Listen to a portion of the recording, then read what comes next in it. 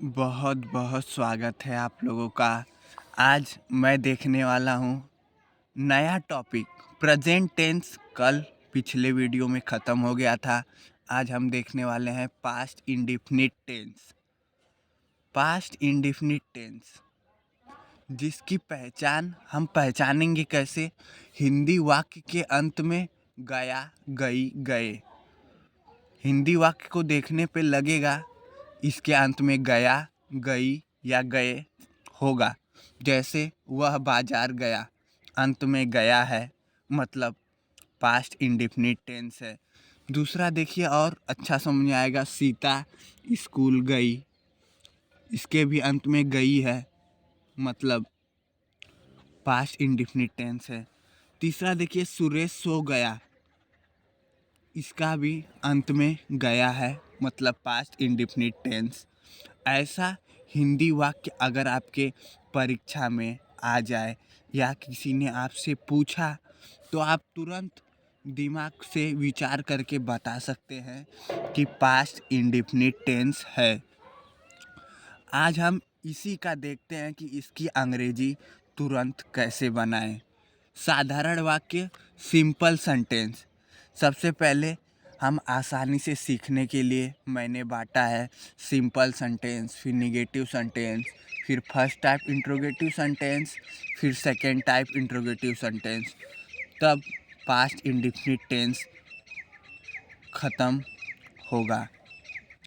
उसके बाद देखते हैं सिंपल सेंटेंस में वाक्य में नहीं शब्द न हो। जो भी आपको वाक्य मिलेगा सिंपल सेंटेंस में, उसमें नहीं शब्द नहीं जुड़ा रहेगा। जैसे देखिए, वह बाजार गया, इसमें निगेटिव नहीं शब्द नहीं है, मतलब पास्ट इंडेफिनिट टेंस का सिंपल सेंटेंस है। और अंत में गया, गई, गए लगा हो और उसके अंत में गया, गई, गए भी हो, मतलब वह बाजार गया, निगेटिव भी ना हो और अंत में गया, गई, गए हो, तो हम कहेंगे कि प्रेजेंट इंडेफिनिट टेंस है। अब इसी की अंग्रेजी कैसे बनाएं? अब देखते हैं कि अगर प्रेजेंट इंडेफिनिट टेंस के सिंपल सेंटेंस की हमें अंग्रेजी बनाना हो तो हम कैसे बनाएंगे। सबसे पहले हम लिखेंगे सब्जेक्ट को, सब्जेक्ट की अंग्रेजी लिखेंगे प्लस हेल्पिंग वर्ब इसमें नहीं लगता, सिंपल सेंटेंस में हेल्पिंग वर्ब नहीं लगता, प्लस मेन वर्ब का सेकेंड फॉर्म, मेन वर्ब की अंग्रेजी का सेकेंड फॉर्म लगता है, प्लस ऑब्जेक्ट।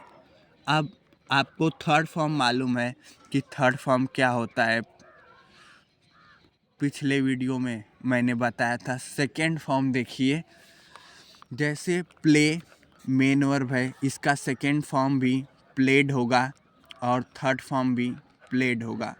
तो हमें सेकेंड फॉर्म यूज करना है किसी भी मेन वर्ब का।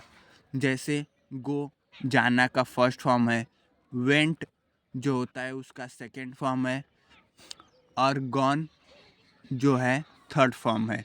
तो हमें सेकेंड फॉर्म यूज करना है मेन वर्ब का प्रेजेंट इंडेफिनिट टेंस के सिंपल सेंटेंस में। अब इसी सेंटेंस को ले लीजिए, जैसे वह बाजार गया।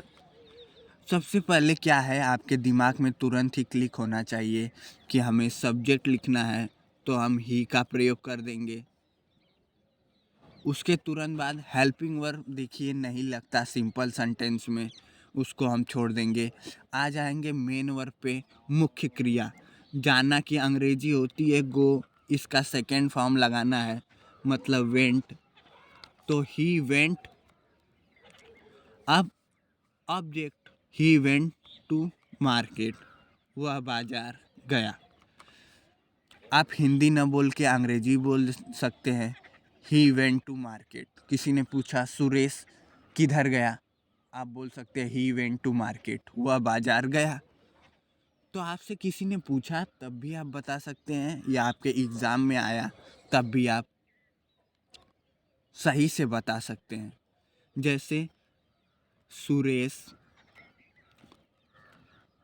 सो गया, जैसे आपसे पूछा किसी ने कि सुरेश क्या कर रहा है, आपने सोचा कि चलो हिंदी में ना बता के अंग्रेजी में बताते हैं। आपने दिमाग में सोचा गया है मतलब प्रेजेंट इंडेफिनिट है, निगेटिव नहीं है, मतलब सिंपल सेंटेंस है। तो आपने तुरंत सब्जेक्ट को लिखा, सुरेश को लिखा, सुरेश। उसके तुरंत बाद आपको पता है हेल्पिंग वर्ब नहीं लगता, हेल्पिंग वर्ब को छोड़ दिया। फिर हो गया मेन वर्ब पे। सोना का होता है स्लीप, तो आपने इसका SLEEP स्लीप का सेकेंड फॉर्म लगा दिया, सुरेश स्लीप्ड, सुरेश सो गया। ये हो गया सेंटेंस तैयार। धन्यवाद।